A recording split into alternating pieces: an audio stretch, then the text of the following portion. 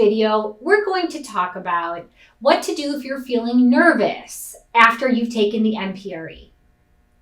So it's one thing to have anxiety leading up to an exam, but it's also quite common to feel anxious after you've taken an exam. Anxiety can be due to many different things. So if you're struggling with this, we have a few tips for you.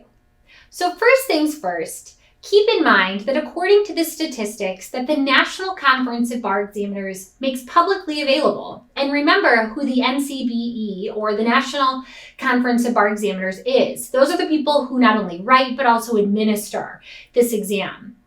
So they make available on their website statistics about not only the mean of each exam, but also how many people obtain that score. So each jurisdiction can set their own passing score, so you have to keep that in mind when you are trying to interpret this type of statistical data. But when we look at it, it seems that on average, at least 70%, if not more, of people who take the MPRE each examination pass.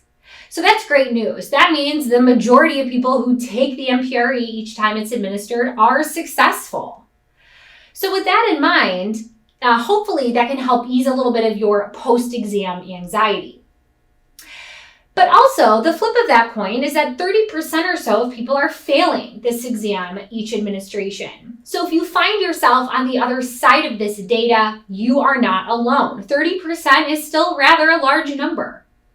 So if you're feeling anxious that you might find yourself in this position, our tip is to relax.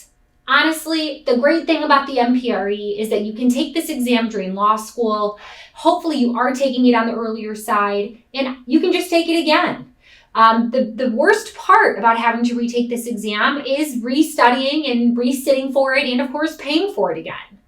But unlike the bar exam, it's usually not holding you up when it comes to getting licensed or getting another job. And also, no one has to know if you failed the MPRE. That's the great thing. Finally, if you're feeling anxious about whether or not you passed the MPRE, remember that you can take it as many times as you need to. So if something didn't go right, that's okay. Take this experience as one to learn from.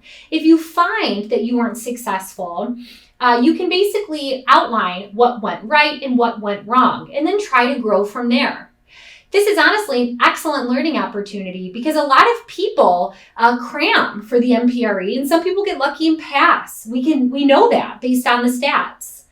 However, those people are not putting themselves in the best position possible to learn about how they best learn, to be in a good position to prepare for the bar.